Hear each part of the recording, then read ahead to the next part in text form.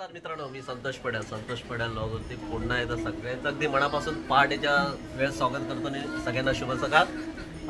मुंबईमध्ये आलेलो आहे आणि आत्ता मी आहे आमच्या गावातलेच सुधीर बटावळे यांच्या रूममध्ये आहे आणि आता म्हटलं इथून पुढचा प्रवास चालू करू. आज रक्षाबंधन आहे आणि त्यानिमित्ताने आजचा हा दिवस अगदी सोन्याचा दिवस असणार आहे आणि सगळेजण अगदी आत्ता आम्ही बसलेलो आहे. कशाला तर हे बघा दिसतंय आपल्याला अगदी साऊथ इंडियन डिश. तर ती प्रीती आहे अगदी खास, म्हणजे मला वाटतं जेवणासाठी अगदी तिला वरदानच दिलेलं आहे, देणगी दिलेलं आहे ईश्वराने असं म्हणायला हरकत नाही. आतमध्ये तिचं किचनमध्ये काम चालू आहे पण आम्ही इकडे खायला बसलोय. ती वाढणार आहे आम्ही खाणार आहे असं आहे ते. तर मित्रांनो, प्रथमतः सगळ्यांना अगदी पुन्हा एक आवर्जून निवेदन असेल, चॅनलवर कोण नवीन असेल तर सबस्क्राईब करायला विसरू नका आणि नक्की व्हिडिओ पहा. आपण सुरुवात करूया. अगदी संध्याकाळपर्यंत हा व्हिडिओ असेल आपल्याला.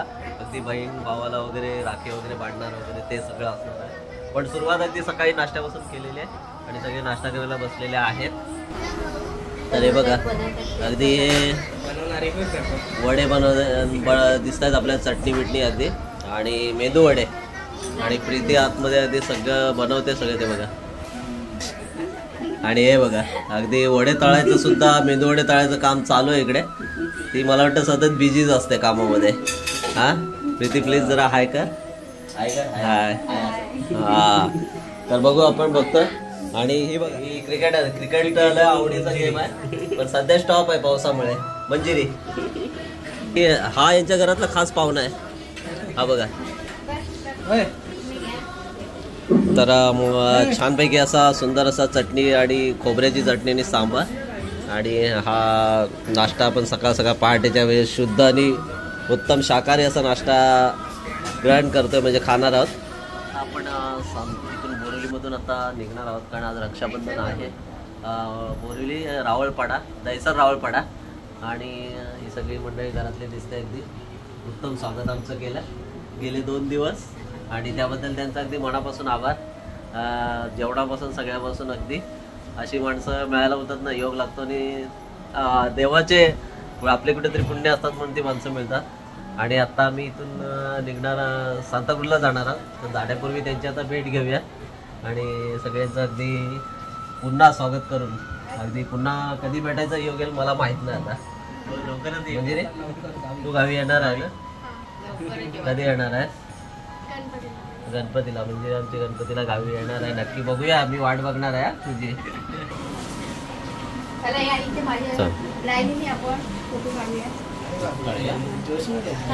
मित्रांनो, आपल्या इकडे एक परिवारात एक कमी भासते ती म्हणजे प्रज्ञा म्हणून आहे. ती परिवारातली एक सदस्य आपल्या इथे उपस्थित नाही आहे. मित्रांनो, आता आपण निघालोय. सुमित सांगेल मला कुठून जातोय. कुठून सुमित जातोय आता आपण गल्ली गल्लीत शॉर्टकट जातोय नॅन्सीला. या मुंबईच्या गल्ली गल्ल्या म्हणजे फिरायचं म्हणजे एकदम माहिती असेल त्यानेच फिरावं, ज्याने माहीत नसेल त्याने फिरायचं नाहीये. अरे बघा अगदी असं वाटतंय की गुफेतून चाललेलं आहे. काळोख अंधार काळोख आहे आणि आता या गल्लीतून बाहेर पडणार आहोत. या मुंबईच्या गल्ल्या म्हणजे फेमस असतात अशा.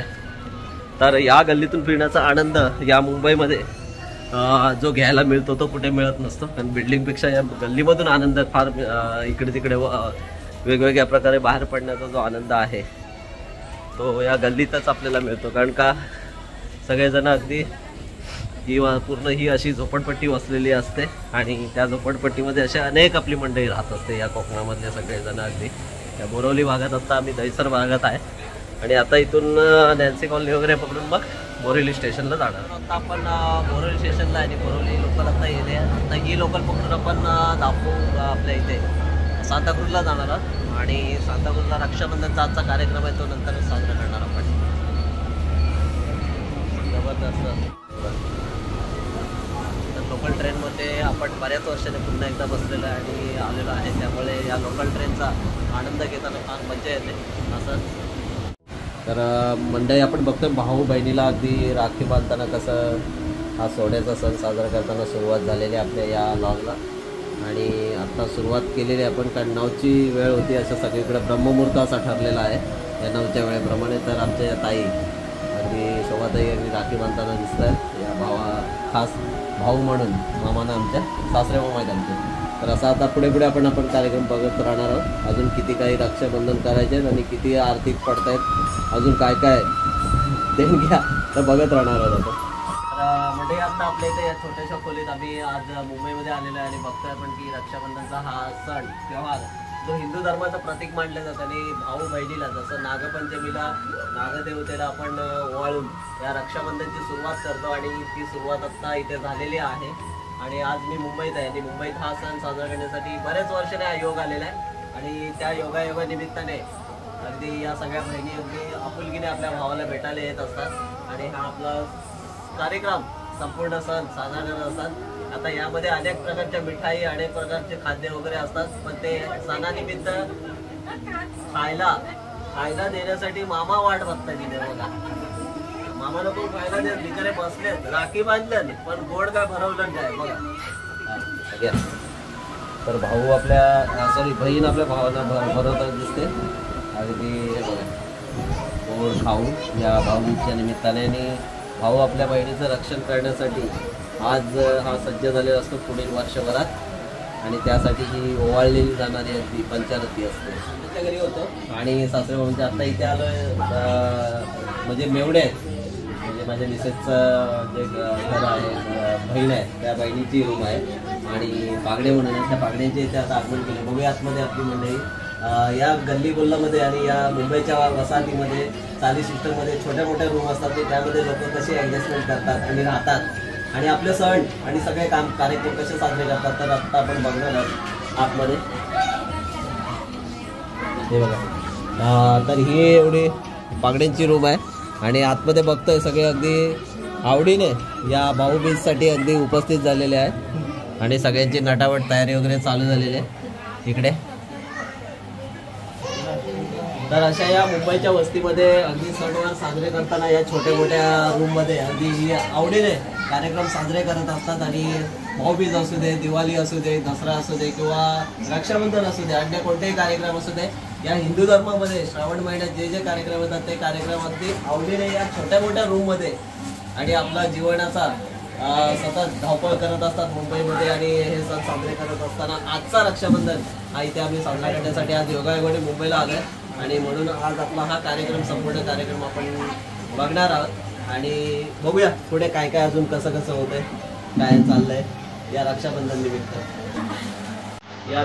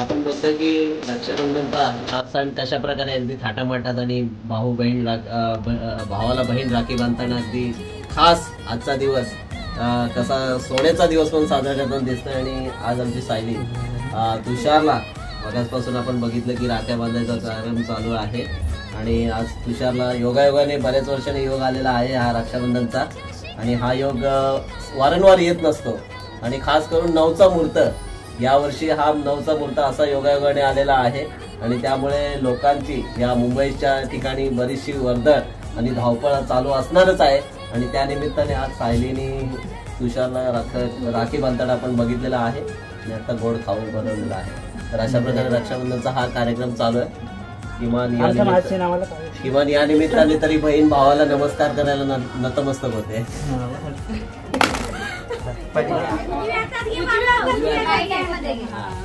आद्या अरे वा पाया पड दीदीच्या तिच्या पाया पडा. दीदीच्या पाया पडा. जाने दे बोल जाने दे. तरी चालेल चांगलं पाणी. बघतोय आपण या रक्षाबंधनच्या निमित्ताने भाऊबीजेचा सॉरी मला भाऊबीजेच होते राखी बंधनचा कार्यक्रम चालू आहे आणि एक अनोखा कार्यक्रम तुम्हाला दाखवणार आहे. काय एकदा एक बहीण राखी बांधते पण आपण एकत्र तिघी बहिणी एकत्र राखी बांधताना बघणार आहोत. आजचा हा एक आगळा वेगळा असा रक्षाबंधनचा जो सण आहे तो. पाहिली तू पण लवकर आहे बेटा. हा क्षण एका वर्षाला येतो आणि तो योग कधी येईल माहित नाही, परंतु हा योग एकदाच येतो आणि या योगाचा आपण अगदी आनंद आणि लाभ उठवला पाहिजे. आणि सदैव आपण रक्षण करता म्हणून भैरवनाथ जसं असतो तसं रक्षण करता म्हणून राहिलं पाहिजे.